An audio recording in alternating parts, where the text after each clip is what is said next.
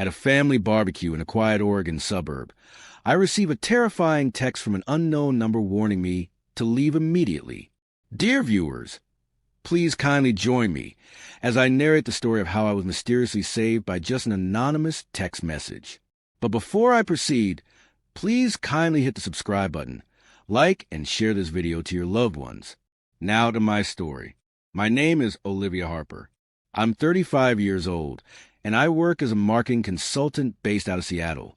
Jason, my partner of almost 4 years, had invited me to his family's annual summer reunion in his hometown, one of those postcard-pretty suburbs just outside Portland, Oregon. Think picket fences, kids on bicycles, neighbors who wave without knowing your name. It was my third time attending the Miller family gathering, but somehow I still felt like a guest rather than family. They were warm, no doubt. Jason's mom, Marlene, always made sure I had a full plate and a cold drink, while his dad, Tom, took pride in showing me his garden every year like it was Buckingham Palace. But deep down, I never quite shook the feeling that they were still studying me, still measuring how well I fit into their picturesque world. Jason was laughing with his older brother Eric by the grill. Rachel, their cousin, was bouncing from one conversation to another with that bubbly energy she always had. Kids ran through sprinklers in the backyard. The smell of smoked ribs hung heavy in the air. Someone put Fleetwood Mac on the outdoor speakers. Honestly, it was the kind of American dream day you'd find on the cover of a lifestyle magazine. I was standing by the lemonade table, holding a glass of chilled Pinot Grigio, when I felt the soft buzz of my phone. I glanced at it without much interest, expecting another work email or maybe a friend's group chat. But what I saw chilled me to the core. Unknown number. Get up and leave. Don't waste a moment. Leave now. My breath caught. I stared at the screen, waiting for another message, some kind of context, but nothing followed, just those words. I looked around. No one seemed out of place. Jason was still chuckling at something Eric said. Marlene had just pulled another tray of deviled eggs from the fridge. Rachel was crouched near the patio, trying to fix a child sandal. No one looked at me. No one looked nervous. Nothing about this backyard felt like a place that required fleeing. And yet, my skin was prickling. My body seemed to recognize something my mind hadn't caught up to. I read the message again. Leave now. I tucked my phone in my back pocket and scanned the house. I had parked along the street, just a few houses down. If I walked out calmly, like I was just going to make a call, no one would think twice. I didn't know what was happening, but I wasn't going to wait to find out. I slipped into the house, past the hallway where a framed family photo smiled back at me, and grabbed my bag from the guest room. My fingers trembled slightly as I fished out my car keys. No one stopped me. I walked straight out the front door, waved vaguely at Tom, who was spraying down the porch, and turned the corner toward my car. Still no follow-up message. Still no explanation. As I opened the car door and sat down, I had to take a deep breath. Was I overreacting? Was this some weird prank? Maybe someone had gotten the wrong number? But I couldn't ignore the weight in my chest. My gut had never screamed so loud before. I turned the ignition and pulled away slowly. It wasn't until I reached the end of the street that I looked back. Everything still looked normal. I could still hear the faint music, still see Jason's silhouette by the grill. And then I heard them, sirens. Loud, urgent, multiple. I pulled into a side street and parked. In my rearview mirror, I saw them. 4 black SUVs, 2 marked patrol cars, and a large white van with FBI stencil on the side, racing toward the Miller Street. I didn't move. I sat frozen in my seat, both hands gripping the steering wheel as if that alone could steady me. I watched the flashing red and blue lights disappear behind the trees. And all I could think was, what the hell is going on? Was it coincidence? Did that message have anything to do with this? Who knew I was there? And why did they want me gone? I checked my phone again, hoping for something, anything, but the number had already disappeared from my recent messages, like it had never existed at all. I slip out quietly, unsure why, but as police sirens scream past me minutes later, everything begins to unravel. I couldn't bring myself to drive home yet. My hands were still trembling on the wheel. I pulled into the parking lot of a quiet church about a mile away and parked beneath the shade of a tall maple tree. My mind raced, spinning through possibilities. What if it was a prank? What if someone was watching me? What if it was real? The siren still echoed faintly in the distance, a reminder that something was unfolding back at Jason's house. I scrolled through my phone, trying to find the message again, but it was gone. Not in my inbox, not in my deleted folder. Just gone. I felt sick. I didn't know who to call. Jason? No, I couldn't. What would I even say? Hey, I got a mysterious text telling me to leave your parents' barbecue, and now the FBI is raiding your home? It sounded insane. I took another breath, then started driving aimlessly through the neighborhood, looping past small parks, quiet streets, and rows of nearly identical houses. At some point, I pulled into a gas station, not because I needed fuel, but because I needed to feel like I was doing something. I sat there for several minutes, engine off, watching people come and go like nothing was happening. The normalcy was disorienting. Then, as I glanced up at the small TV hanging near the station ceiling, I saw it. Live coverage. A news chopper was circling above Jason's family home. The headline flashed in red beneath the footage. Breaking. FBI raid ongoing in Washington County. Several in custody. The camera zoomed in just enough for me to recognize the white fence, the porch, the garden Tom had been so proud of. My stomach dropped. Jason's house. The front yard was swarming with agents in tactical gear. Some held rifles. Others were ushering people out. Eric, looking confused and angry. Rachel, clutching her purse and crying. I couldn't see Jason or his parents yet. A reporter's voice played over footage, describing an ongoing federal investigation tied to suspected fraud and illegal arms trafficking. I couldn't breathe. Fraud? Weapons? None of it made sense. These were people who debated over board games and whose biggest drama used to be whether Marlene used too much paprika in her deviled eggs. But now their faces were being broadcast across state lines, their street flooded with federal agents. Suddenly, my phone rang Jason. I stared at the screen, heart pounding. I didn't answer. Not because I didn't care, but because I didn't know what to say, and more honestly, I was afraid of what he might say. Another call came in, this time from an unknown number again. I hesitated, then answered. Hello? Silence for a second. Then a man's voice, calm, low, deliberate. You did the right thing, Olivia. Don't go back. I sat upright. Who is this? But the line had already gone dead. I looked at the screen. No number. What was happening? I drove again. Now heading out of town, toward the highway. I needed distance, and frankly, I needed safety. Whatever was unfolding back, there wasn't just family drama. It was something darker, something dangerous, and someone had wanted me far away from it. That's what scared me the most, because someone had gone out of their way to protect me, but hadn't warned anyone else. Not Jason, not Rachel, not even the kids. I pulled over at a rest stop and sat in silence, my head spinning. Did they know I wasn't part of it? Was that why I got the message? Or was I being used? I looked at my hands and realized I was still gripping the wheel so hard my knuckles had turned white. I let go slowly and closed my eyes for a moment. I had to tell someone. But who? The local police? The news? Jason? That thought hurt. Jason, who had been so patient, so present. He had helped me through my mom's chemo. We had planned a trip to the Amalfi Coast next spring. We had talked about getting a dog. I had never imagined a future without him in it. But now I didn't even know who he was, or what he was involved in. And that was the part one couldn't shake. If Jason was innocent, why hadn't he been the one to get the message? Why only me? A knock on my window startled me. A woman in her 60s, wearing a gray cardigan and holding a map, smiled politely. Sorry, dear, you're not heading toward Lincoln City, are you? My phone's dead, and I've gotten all turned around. I shook my head. Sorry, Not going that way.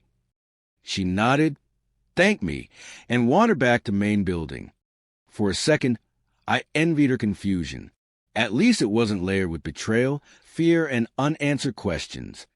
My phone buzzed again, this time a text. Jason, where are you? Are you safe? Please call me. Please. I stared at it. I didn't know if I could ever answer that message. Because no, I wasn't safe. Not from whatever storm had been building behind the scenes. And definitely not from the truth. Pull over. Turn on the radio. Breaking news. That exact address is under federal investigation. The next 2 hours felt like a strange, waking dream. I didn't drive far, just enough to stay in motion, just enough to stay unseen. I passed diners, mini-marts, families walking dogs. Ordinary life, still moving, while mine had just shifted entirely. The only real sound inside my car was the soften of the radio, where I hoped to catch any updates. Then it came. And we're getting reports now that the property under investigation is located in the Westwood Hills neighborhood of Washington County. The radio announcer's tone had changed, measured, cautious, clearly reading from a breaking report. Law enforcement officers, including FBI and local SWAT teams, executed a search warrant at approximately 4:17 p.m. this afternoon in connection with an ongoing investigation. Neighbors report seeing over a dozen armed personnel enter the home with tactical gear. I felt my throat tighten. That was the Millers' neighborhood, Jason's parents' address. The anchor continued. Though the specific charges remain sealed, sources close to the investigation suggest the case may involve the trafficking of illegal arms, document fraud, and interstate financial crimes. I shut the radio off. Silence filled the car. It was no longer a coincidence. This wasn't some misunderstanding or wrong address. Jason's family home was ground zero for a federal takedown. I pulled into the gravel lot of an old roadside motel and just sat there. I didn't check in. I didn't move. My mind was trying to balance the version of Jason's family I had known, polite, church-going, slightly over-involved, with the scene that was currently unfolding just a few miles away. Images flickered through my mind. Tom teaching the neighborhood kids how to fish, Marlene baking a pie from scratch at 6 a.m., Eric bragging about his new delivery trucks. Had it all been a mask? And Jason, the man who held my hand on the worst nights of my life, who whispered, "I've got you," when my father passed away, who built IKEA furniture with me at midnight when I couldn't sleep. Could he have known? I wasn't ready to answer that question. My phone buzzed again. 2 missed calls from Jason. 1 text. Please, Liv. I need to talk to you. I don't know what's going on. Please answer. My thumb hovered over the reply button, but I didn't type anything. Not yet. Instead, I opened Twitter. The local news outlet had posted drone footage of the raid. The comments were already flooding in. This looks like a scene from a movie. That's 2 blocks from my sister's house. WTH is going on? So much for quiet neighborhoods. I heard it's something about weapons being moved through the warehouse the son owns. That last one froze me. The warehouse, Eric's logistics company. Jason had told me about it years ago. How his brother was always a bit shady with finances. How he bragged about cutting corners, calling it just business. Could that be the link? Was Eric the reason for the raid? If so, why had I been warned? And by whom? I thought back to that voice on the phone. Calm, not urgent, but deliberate, like someone who knew exactly what they were doing. Not a hacker, not a prankster. Someone who had access to information and a reason to protect me. But why me? I was just Jason's girlfriend. I didn't work for the government. I had no ties to any of this. At least, I didn't think I did. A memory bubbled up. 6 months ago, Jason had asked me to help him review some marketing copy for a family project. It was a brochure for a supposed international trade consultancy. I hadn't thought much of it, honestly. It was full of vague jargon, cross-border optimization, logistics empowerment, supply chain visibility. At the time, it had seemed laughably generic. But now I wondered if I had unknowingly touched something illegal. I scrolled through my email to see if I could find the file. Nothing. Deleted, apparently. I turned the engine off and stepped outside for air. The wind had picked up, carrying the scent of dry grass and asphalt. A few people walked in and out of the motel office, one man holding a Mountain Dew and a key card. They didn't glance at me. They didn't know that just a few miles away, people I had considered family were in handcuffs. I leaned against the car and finally dialed a number, not Jason's. Instead, I called Natalie, my best friend back in Seattle. She picked up immediately. "Liv, you okay?" "I need you to do something for me," I said quietly. "Can you search something?" Eric Miller, Oregon, logistics company. Anything recent. She didn't ask why. She knew my voice well enough to know this wasn't a casual ask. A few minutes later, she called me back. "You might want to sit down." "I'm already leaning on my car. Just tell me." There's chatter on some watchdog forums. Whispers that Eric's company was flagged for inconsistencies in customs reporting. The feds have been watching him for at least a year. "A year?" I whispered. "Liv, this might have been going on longer than you've known Jason." That hit me harder than I expected. Longer than I'd known Jason? Then this wasn't just about shady deals or sketchy shipping records. It was about trust. Everything I'd built with Jason, dinners, trips, dreams of a future, was now standing on ground I couldn't verify. Ground that might collapse at any moment. I sat back in the car and stared at my reflection in the rearview mirror. The raid was real. The risk had been real. And someone still nameless had cared enough to pull me out before it was too late. But I wasn't out of the woods yet. Because even as I sat there, surrounded by strangers in a cheap motel parking lot, I had no idea what other secrets were waiting to surface. I didn't sleep that night. I tried. I laid on a motel bed, fully clothed, eyes fixed on the ceiling fan, as it spun endlessly overhead. But every time I closed my eyes, I saw Jason's face, his laugh around the grill, the way his eyes searched for mine in a crowded room, his quiet gestures of love, and then that same face, distorted by suspicion. Doubt had taken over every image I'd ever stored of him. I checked the news around 5:30 a.m. Eric Miller had been arrested on multiple charges. Jason's parents, Tom and Marlene, were detained for questioning and later released. No official charges yet for them. Jason himself hadn't been named in the reports. Not yet. Still, guilt gnawed at me. I should have called. I should have at least let him know I was okay. So I did. At sunrise, I finally called him. He picked up on the first ring. "Liv." His voice was rough, like he hadn't slept either. "I'm safe," I said. "I'm okay." A long pause. Then he whispered, "Thank God." "I saw the news," I added. "Jason, what's going on?" He exhaled sharply, the kind of breath that holds too much. "I wish I knew. I swear, Liv, I had no idea about any of this. Eric kept things close. We all thought he was just doing well with his company. He had contracts, clients. He always paid for everything. I didn't ask questions. Maybe I should have. I wanted to believe him. But something about that response, it was too clean, too ready. "Why didn't you get a warning?" I asked softly. "What do you mean?" I hesitated, then told him. About the message. About the voice on the phone. About the first warning that made me walk away before everything exploded. He went silent for a long time. "You think someone warned you because they knew what was coming?" "Yes." "And you think I wasn't warned because I'm involved?" "I don't know what to think, Jason. That's the problem." Another silence.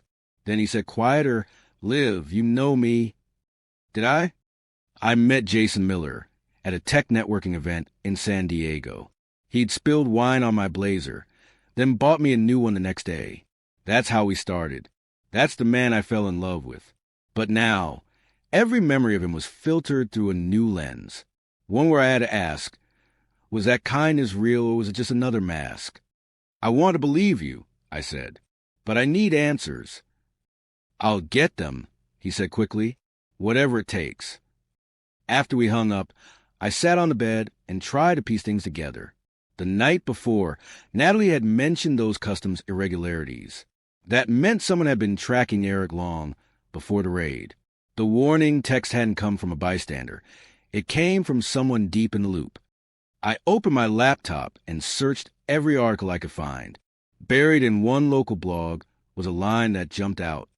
According to sources, a confidential informant flagged Miller's logistics operations over a year ago.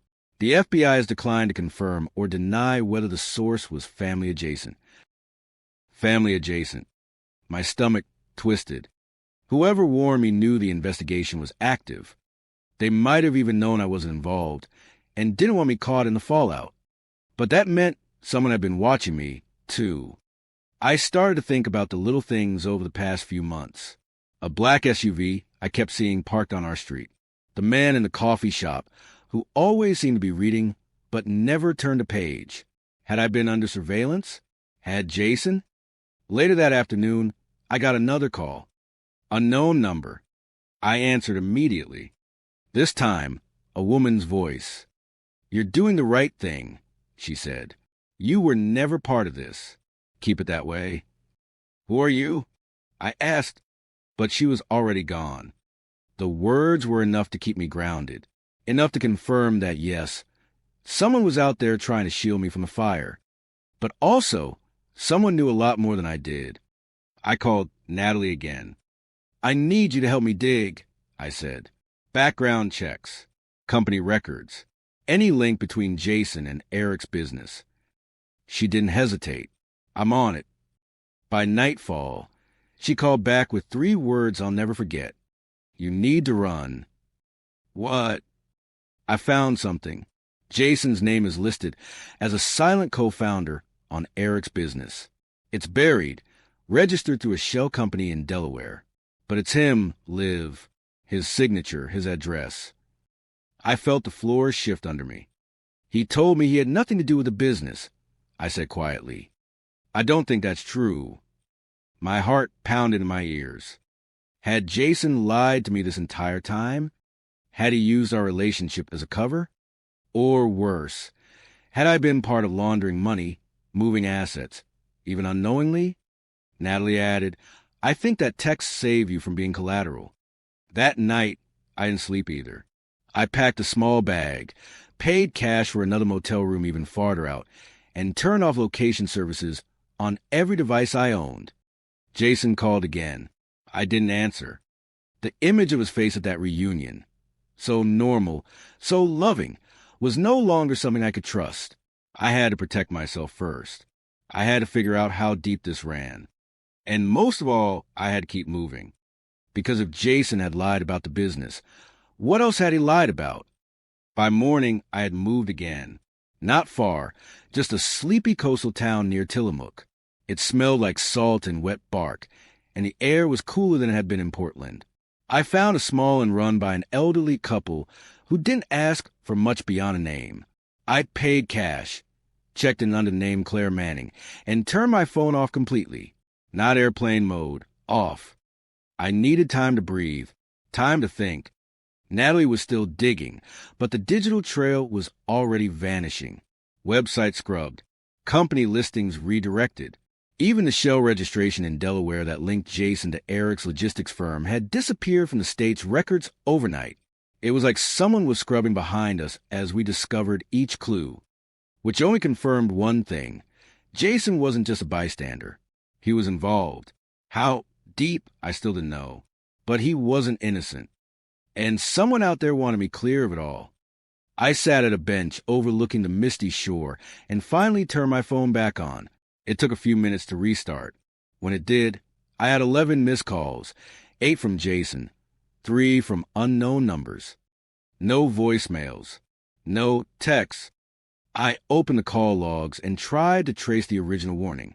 The number was still gone, not just erased, completely scrubbed. I searched the last tower pings near my location from the day of the reunion and ran the logs through a public lookup tool Natalie had shown me once. Nothing. I was never meant to trace it. But it haunted me. The voice, the calm tone, the fact that someone not only knew what was coming but chose to protect me. Why? What made me worth saving? I ran every memory through my head. Did I witness something without knowing? Had Jason confided something in me that connected us I hadn't even seen yet? Or maybe someone on the inside thought I could testify, that I was a clean witness, a safe one. Natalie texted, "I just found something else. You were listed as a reference on a corporate document 2 years ago. Jason's application to open an import consultancy in Canada. He used your name and number." I stared at the message for a long time.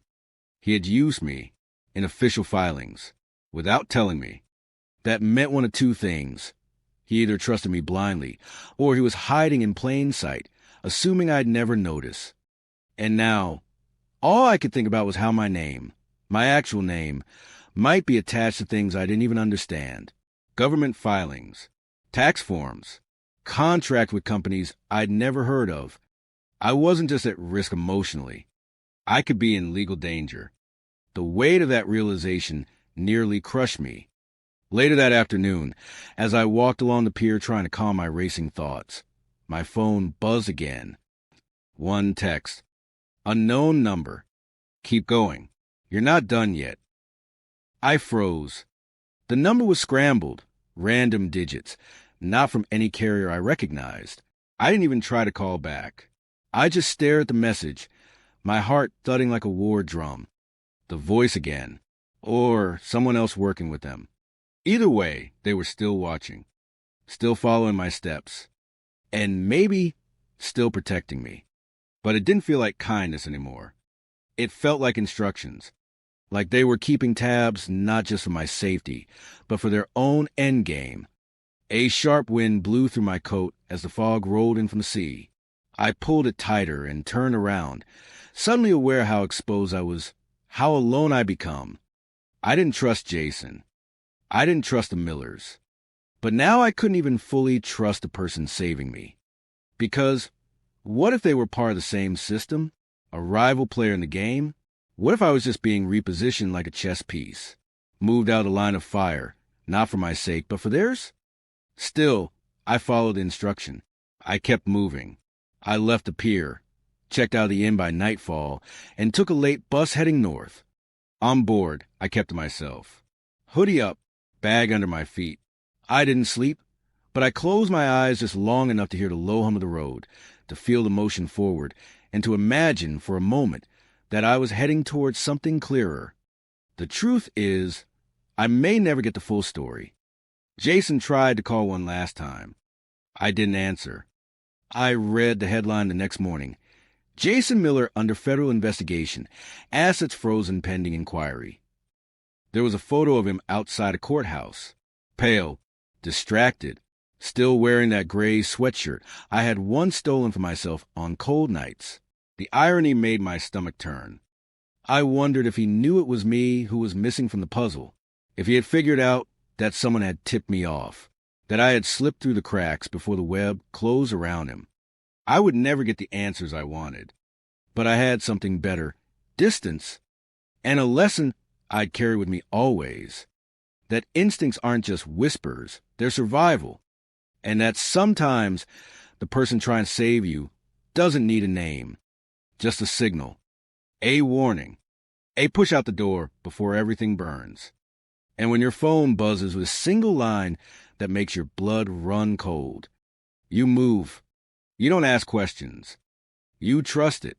You leave. And you live.